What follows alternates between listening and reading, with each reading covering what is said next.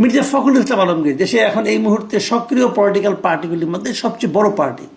ফখরুল ইসলাম আলমগীর কী বলেছেন, তিনি আজকে ঘটনাকে বলছেন যে এই গত কয়েকদিনের আগুন এবং আজকে শাহজালাল বিমানবন্দরের আগুন এটা নাকি একই সূত্রে গাথা। বুঝলেন, উনি বলছেন একই সূত্রে গাথা, মানে তাহলে মিরপুরের পোশাক কারখানা, চট্টগ্রাম ইপিজেডের পোশাক কারখানা এবং কার্গো ভিলেজ একই সূত্রে গাথা। সূত্রটা কোথায় উনি ক্লিয়ার করেন নাই, বাট সূত্রটা আমাদের জানতে হবে।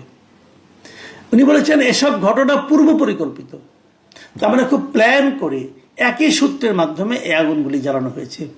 শুরু হলো ব্লেম গেম। আমি এটাকে ব্লেম গেম বলবো। আপনি কিভাবে জানলেন একই সূত্রে গাথা? আপনি কিভাবে জানলেন ওই 3টা আগুন একই লোকে লাগিয়েছে?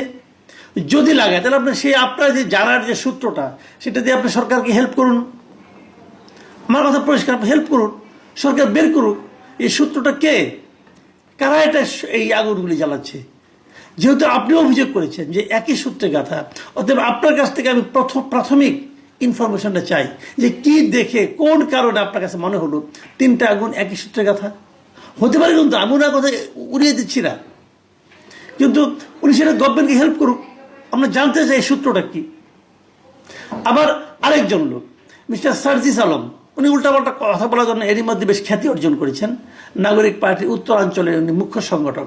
তিনি বলেছেন যে এগুলো স্বৈরাচারের দোসরদের কাজ, তারা দেশকে অস্থিতিশীল করার জন্য এই কাজগুলি করতেছে।